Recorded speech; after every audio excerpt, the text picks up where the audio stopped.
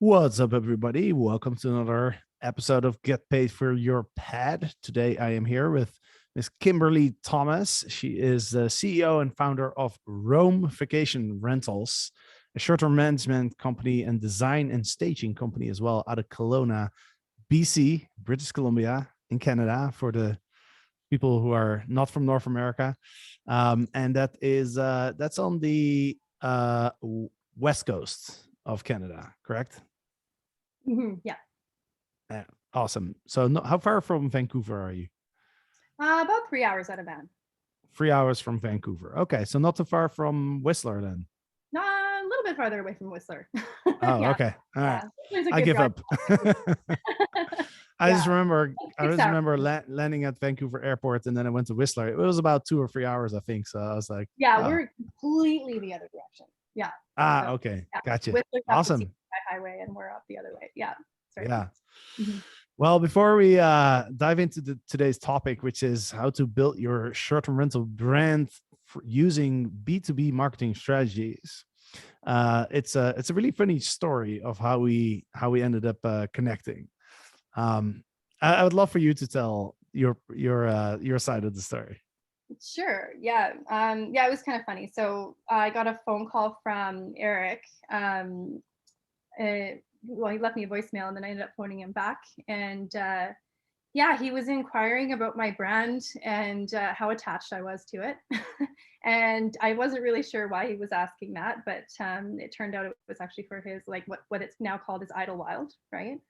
Free Um, Wild, yeah, Wild, or yeah, okay, Idlewild is it's the in full. Idlewild. Yeah. Yeah, I guess he had a very similar brand, conceptualized in his mind. And then he happened upon mine on Instagram and on social media. And I guess he loved it and wanted to inquire about whether or not he could acquire it. Right. So I decided to hang on to it, which I guess turned out, okay on Eric's side as well, because he has this Free Wild brand, which is amazing. But yeah, that's how we connected. It was kind of funny. yeah, and then you ended up joining the Legends X program. So Mhm. that's how we got to know each other as well. But yeah, it's a really funny story. This is like how long ago? Like 4 or 5 months ago. Yeah. As Eric, we hadn't purchased our property yet, and we were thinking about this brand Rome, and it's a great brand. So congrats on choosing a cool brand. But yeah, after that wasn't available, we ended up going for Free Wild, which is also a cool brand. So, but yeah, Mhm. let's talk about brand building, and let's talk about marketing through B2B marketing. So, and what some people might not know what B2B marketing is, you know, so B2B, business to business versus business to consumer. So business to consumer would be at Google ads and Facebook ads, where you're, really targeting the individual person, versus B2B is more you're trying to market to businesses. Did Mhm. I explain that correctly? Yep, that's correct. Yep. Awesome. Sweet.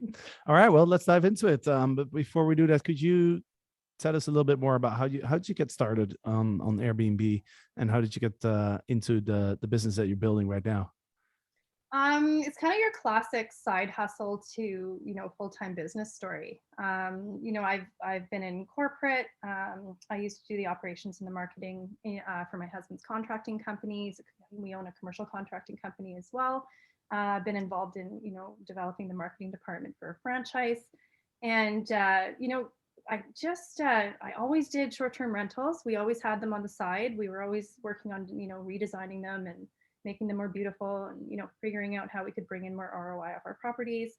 And lots of friends and family would always ask me for advice and ask me how we're doing it. And so we ended up having kids, and I didn't want to go back to corporate. And I had two roads in front of me. I could go back into the corporate world and work a 9 to 5, or I could launch something on my own. And so I made the decision to start doing short-term rental management. And to be honest, I thought it was going to be a slow go. I thought it was going to be, pick up 1 or 2 listings maybe a year and slowly grow it. And that's not what happened. It's in high demand in our market, and yeah, it's become busy quite quickly. So yeah, How long ago did you start the business? I started it last year, and we've been Oh, running. wow. Yeah, and we've been running our own short-term rentals for over 10 years. So Yeah. And mhm. how many did you run back in the uh, day? internally, we ran two. Yeah. Yeah. Okay. So you ran 2 units of your own, and then you Mhm. decided to go into management about a year ago. And how many listings do you have right now? We have 6 currently live right now, and we're going to be up to 10 to possibly 14 this spring if Wow. everything all and closes the way it's supposed to. Yeah. Wow. That's solid growth. Yeah. Yeah. It's pretty rapid, right? So yeah, there's a lot of organizing to do and systems to develop, and Legends X has actually really helped me with that as well. So And what kind of guest avatar do you focus on? we target families. We're a family ourselves. We have 2 small kids. We know what Mhm. it's like to travel with kids. So the properties that we bring on, the whole idea is to have them fully equipped with anything that people traveling with kids would need, and to take that stress off them as much as possible. So the properties that we acquire need to be suitable for families. And we really love hosting that guest avatar. Like, they are just wonderful. I've had very very few bad experiences with families. They don't party, on average. They're not up Mhm. late setting your noise sensors off, at 12 a.m. and midnight and 1 a.m. And they tend to clean, before they leave. They're very respectful. They're wonderful to deal with. And yeah, it's just nice to be able to contribute to, creating a good vacation experience for them as well, because it can be very stressful to travel with kids. Yeah. Yeah. It's always good to be your own guest avatar. Yeah. Yeah. Because then you really understand their needs. Exactly. Yeah. Yeah. And It's I like mean, solving your own problem. yeah, right. And I mean, it can be really tough to travel with little kids, right? Because it's all the gear. You have to bring all this gear with you. And even if Mm. it's, even if you're going to a drivable location, your car is so full of, travel cribs and, mobile high chairs and linens for them, and just everything that really, I mean, it's not difficult to provide those in an Airbnb, for families. And if they don't have to haul it with them, on a plane or even in the car, it's extremely helpful. So Yeah. Awesome. Well, let's talk about marketing, because growing from 2 to 14 in this by this spring, so just over a year time. That's pretty impressive. So yeah, what's your wisdom? What's your secret sauce? yeah, so I mean, basically, when I launched my business, of course, I didn't have a huge marketing budget to throw, at, marketing agencies, or even at, pay-per-click ads are quite expensive. And I really needed to zero in on building some referral channels, and, connecting with the right people to get those leads in, with on kind of like a shoestring budget. So what we had actually done in the past, was with my husband's contracting firm, was he made the decision, well, we made the decision together, throughout over the past about 5 years, to transition his company from residential into strictly commercial, which was kind of a scary move at the time. It wasn't booming quite the way it is right now, a little bit risky. And so we needed to build referral channels for his company quite quickly. So I ended up doing, quite a bit of research on business to business marketing. And we ended up trying to connect, with the right stakeholders that could send those referrals through, for these commercial projects. And so I basically took the exact same kind of formula that we ended up using for his company, and I Mm. applied it over to mine. So trying to connect, with different stakeholders and people you know, that were involved in the buying journey of these investors and these property owners, and just trying to pick them up along that buyer's journey is how I dove into it. And Yeah. yeah, and I managed to connect with some of the right people and some great referral channels. And while I do still invest in some kind of typical marketing, like SEO and social media, I really don't need much more. I mean, as far as dumping too much money into ads and such, I'm probably not going to end up even needing to do that. Yeah. Yeah, and it's hard to compete with the bigger companies, right? When you're talking about like Facebook ads, and Google ads, and stuff like that, because that's where they have the power with their big marketing budgets. Um, but what they can't really do, or what they're where they're not at an advantage is, building relationships with the right people in your marketplace, right? Because Mhm. that's something that you can beat them at that. You can't really beat them at the ads budgets, but you can beat them that way.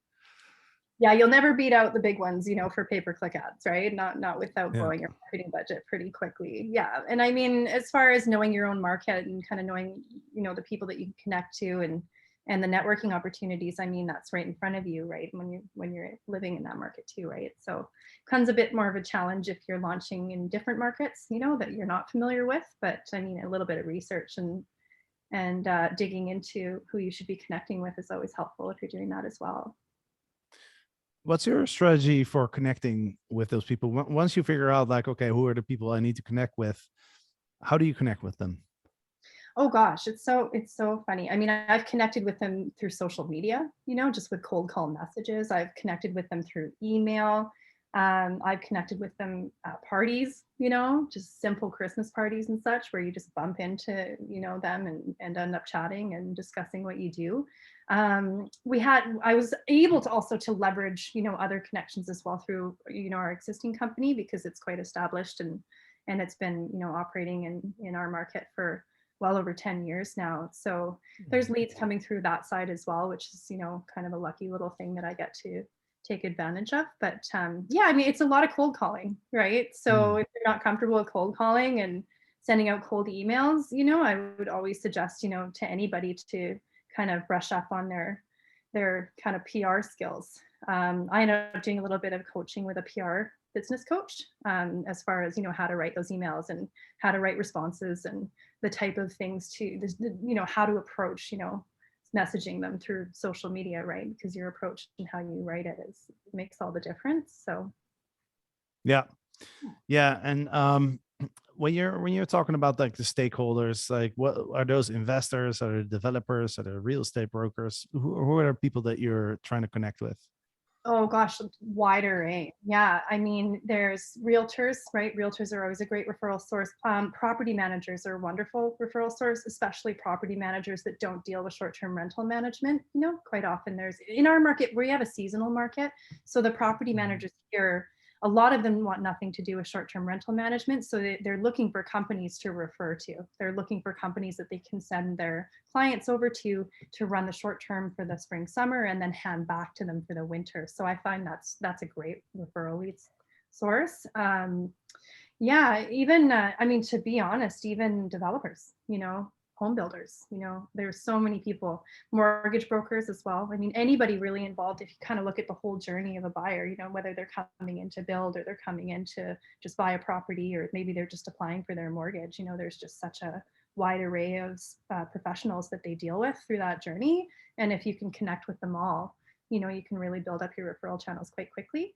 And I found it interesting. I thought it would be a little bit harder to do, but it turns out, once you find some individuals that really just need somebody to refer to that they can trust, will handle their clients well and be knowledgeable and professional, sorry. And it's just a great marketing strategy if you want to save some money. Yeah. Yeah. Yeah. And do you offer like a referral fee? You know what? It's so funny. I actually started off that way, but I find it's actually really not necessary in our market. I mean, with our contracting firm, same thing. You can always kind of involve kickbacks and referral fees and such, but it can get a little costly, right? And the way you kind of structure it is important as well. I mean, you don't want to be handing out kickbacks for properties that don't launch for another 6 months. And with COVID and wildfire smoke and such, I mean, the season might bomb out anyways, right? So yeah, you can involve referral fees and kickbacks. It's always a great motivator for anybody to refer to you. But very few people have asked me for it.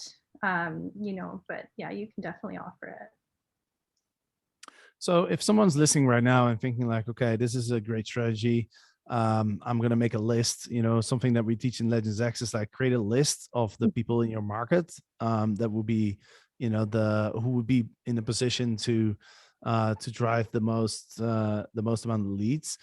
And then, figure out a strategy, a plan, a consistent plan where every single day you're reaching out to those people to build those relationships.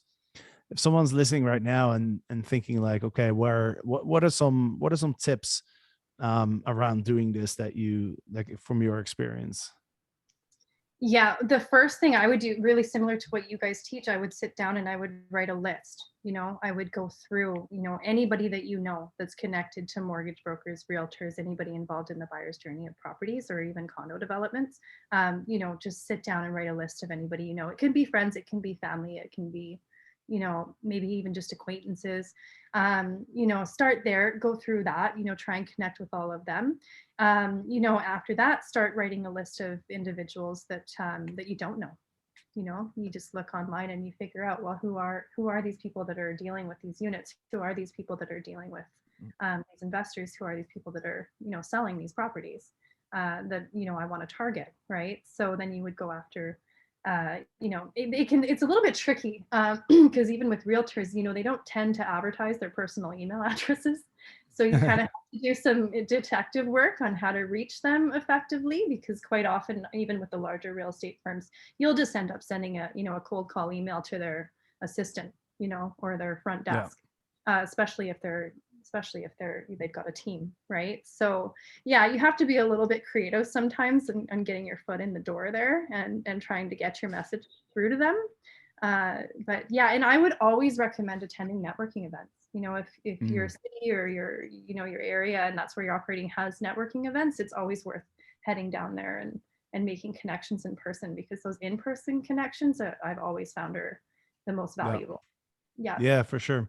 Yeah, and of course, in the last couple of years, a lot of gatherings were canceled, and it's kind of hard to connect, in person. So I think in these periods, it's good to have those cold calling skills. I actually did a cold calling job once in my life for one day. I hated it. I really hated it. It's wonderful. I had to sell. I had to sell some sort of like pharmaceutical products or something. So I had to call pharmacies, and then I did it for one day. And I told my boss, I was like, all right, I'm done. I'm not, I'm going to leave. I'm quitting my job. You don't have to pay me for today, but I'll never come back. Right. And well, and But phoning pharmacies is really tough because they're so busy, I mean, they don't want to chat, right? So yeah, exactly. yeah, I know, like they would keep hanging up and make me feel horrible. yeah, you have to that's kind of something I had to talk myself up with as well. And especially after doing, some business coaching with the PR stuff was, that was part of it, was just growing that thick skin, right? And not getting, Yeah. offended or upset, if you don't hear back or somebody doesn't want to talk to you. Right, because it can be really discouraging, especially when you first start doing it. If you throw out all, you think you wrote this wonderful email and you can just provide so much value to somebody, and then you communicate it and it's just crickets, right?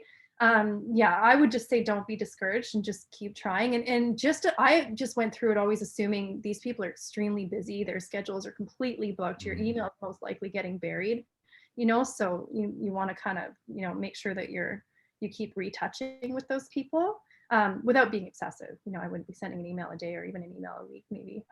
But yeah, you do have to have thick skin with it for sure, just like any Yeah. other cold calling approach. And what kind of encouraged me through that, was just kind of the knowledge of that we had seen success with that with our contracting company, and it took a while. It takes a little while, Yeah. of trying this marketing strategy, before you start seeing the results from it.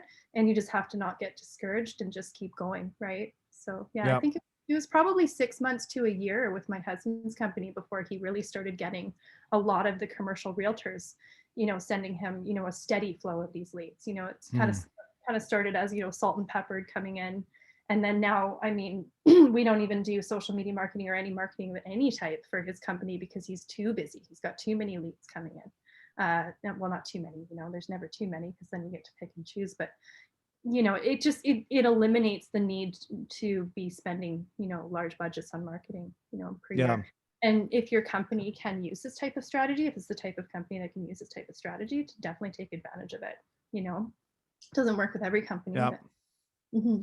And a good place to start as well is just your personal network, Right. It sometimes blows my mind. I was talking to a student a couple of days ago. Someone not in Legends X, but our other program, Short-Term Rental Profit Academy, which is more for people who are starting out. And he was asking me the same questions, like, how do I get leads? And I asked him, how many people do you personally know in your market? And he was like, well, probably, I don't know, probably like 200, maybe 300 people. And I was like, how many of those know that you manage properties, you manage short-term rental properties as a professional? And then he said, like, probably maybe less than 10%. Like, most people probably know I do something with Airbnb, but you know what I mean? So that's an easy, because I know, like, I don't like cold calling myself. And I know a lot of people don't like it. So if someone's listening right now thinking like, well, I feel uncomfortable like getting on the phone and calling all these people, I'd say, like, also start with your personal network. Just let everybody in your network know, like, hey, this is my business. I manage these type of units for these type of people, for these type of guests. And hand out business cards or something. That's another way to start. Good old business card. Yeah, and it's funny, like, I mean, so many people kind of don't reach out to their, their friends and family first, and the people that they know first. They kind of go straight to cold calling, and they miss out on so many opportunities, because there's so many people out there that just will talk you up, or maybe they're talking to a friend who's picking up a property, who's at a dinner party, that's thinking about Airbnb-ing it. Next thing you know, your name's dropped. And then now your number's been given out. So there's such an opportunity there that a lot of people do miss out on, right? So, yeah, and I think it's kind of, you feel like you're being salesy, or you're kind of embarrassed to try and tell your friends, hey, here's what I'm doing, and can you refer me if anybody asks? Like, you have to ask them to do that, though, right? So yeah, and I would always say it's nothing to be embarrassed about, and just go for it, right? Yeah, 100%. I had a look at your website, and I like your website. You have an Airbnb income report that you offer to homeowners, right? So if people come to your website, they can fill out their contact details, and you send them a report, which is a really good strategy as well. But also, I think you also have pretty good SEO. You mentioned it before. And for the people that don't know what SEO is, it stands for search engine optimization.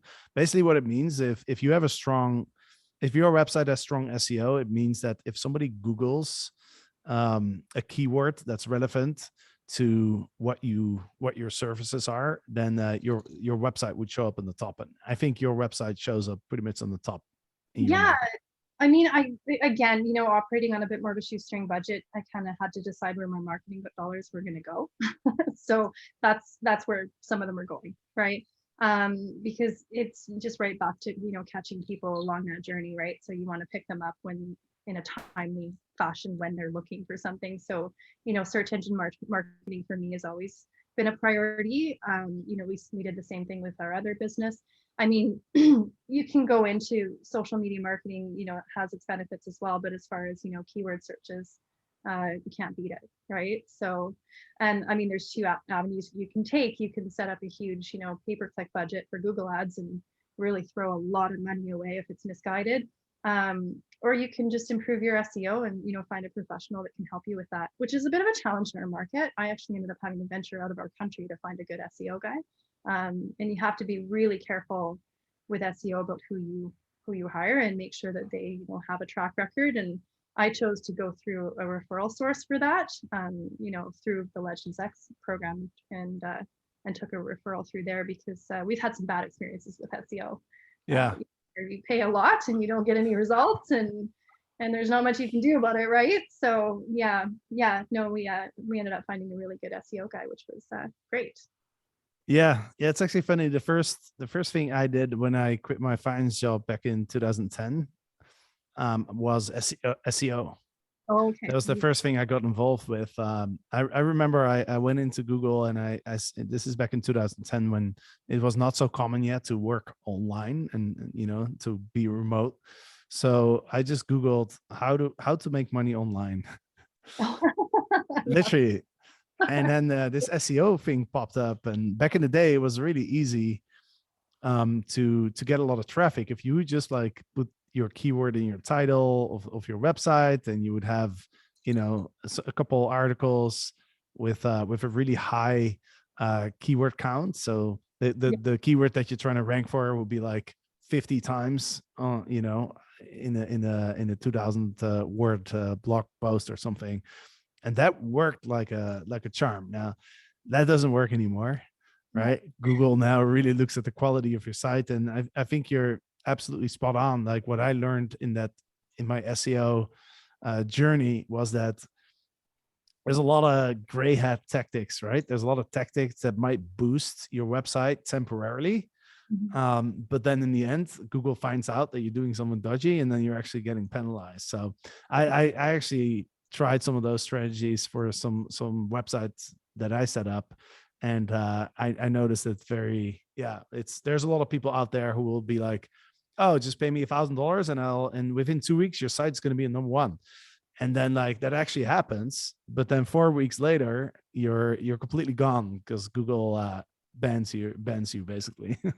It's so funny that the SEO guy that we're using had a really funny way of explaining, how he operates. And what he basically said is, in order to get the placement that you want and to see progress, without, pissing off Google, which you don't want to do, is he said you basically have to date Google and pretend you're in a relationship. And he said you have to basically go from seeing each other, where you start, a little bit and maybe writing some blog posts and backlinks and stuff, and then you go into kind of the serious dating and then the relationship. And that's kind of how he said you have to move through Google processes for getting the ranking that you want. And again, right, you have to be so careful with who you work with, because if they're using, shady, techniques to get your SEO up, you're going to get banned, and it's going to be really difficult to get your placement back.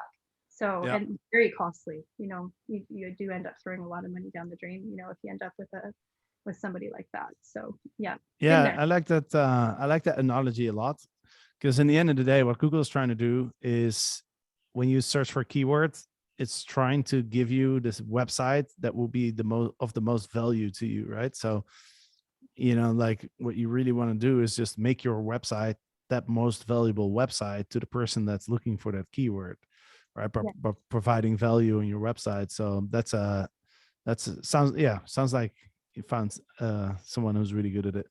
Yeah, and I mean, they want to show you the website that's the most relevant, right? So you just have to make sure that everything in your website is relevant, to the keywords that you're wanting to place under. And I'm by no means am I an SEO pro. That's why I delegated that out. I would never even attempt it myself, because it's so complex. And if you hire a professional, they'll know what not to do, right? Because if you try and do it yourself, God knows you might end up getting yourself banned by accident, right? Which you don't want. Yeah, for sure.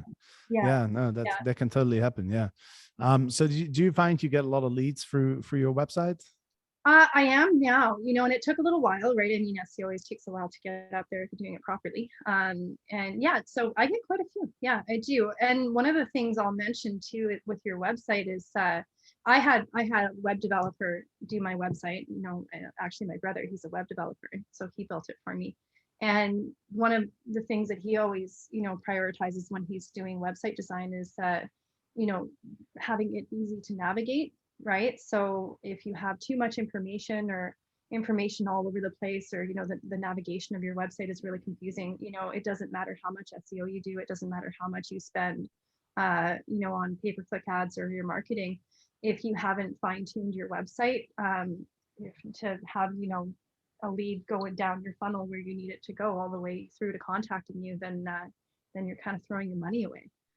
So if anybody's kind of, planning on investing in their SEO or any other, marketing strategies, I would absolutely recommend to make sure that their website's optimized, for sure. Because you can throw a lot of money away if you haven't done that. Yeah, for sure. Awesome. Well, we're about to wrap up this podcast, but before we wrap it up, I would love to ask you a couple questions. Number one is you went through the Legends X program, so I would love to know what is the biggest learning lesson that you took from the program? Oh, absolutely. Just delegate. don't try and do it all yourself. Build systems so that you can delegate, and so that you can easily train people on your systems, right? If everything's in your head, we actually learned this with my husband's contracting company as well. If everything's in your head, you can't help your employees, right? You can't help your team, and you can't help your cleaners, and you can't help your VAs. Everything needs to be in, what you guys teach us, more of an operations manual, like a playbook, and make sure that that's available to the right people, and make sure that it's fine-tuned. And anytime you do something 2 or 3 times, you need to build a system for it, right? Yeah.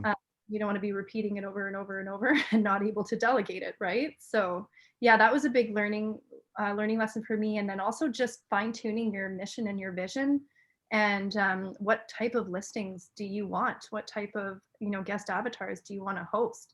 If you're just kind of picking up everything that comes your way, you can end up quite stressed out and chaotic fairly quickly, right? So yeah, 100%. yeah, and having a vision and a mission behind everything you do. So Yeah. Sweet. Well, it sounds like you got everything in place. If you're going from 6 to 14 in a few months' time, that's a pretty big jump. Pretty big jump. Yeah. Awesome. Yeah. That's exciting. Yeah. So if someone's listening and they want to visit Kelowna and they want to stay with you, or if people are listening and they might want to invest and or use your property management services, so what's the best way to find you? Yeah, I mean, you can look at my website. It's just www.romevacationrentals.com, or you can find me on Instagram at Rome Vacation Rentals. Yeah, and just click on the contact through there, and you'll come right through to me. Awesome. Sweet. Well, thank you so much, Kimberly, for your time and sharing your story. And well, we see each other in the Rising Star Mastermind, which is kind of our follow-up program after Legends X. So yeah, excited to see how fast you're going to grow and dominate that market there in Kelowna. And we're going to have your friend Dina on the podcast soon, who's also in Kelowna, but she's more focused on the luxury properties. So she's going to be on the podcast too in a few weeks. She's been a student of ours as well. So I'm looking forward to hearing that too. Yeah, would be great. That's going to be fun. All right. Well, thank you so much, Kimberly. And to the listeners, thank you for listening. And of course, on Friday, Eric and I are going to be back with an episode of STR Conversations. So we'll see you on Friday.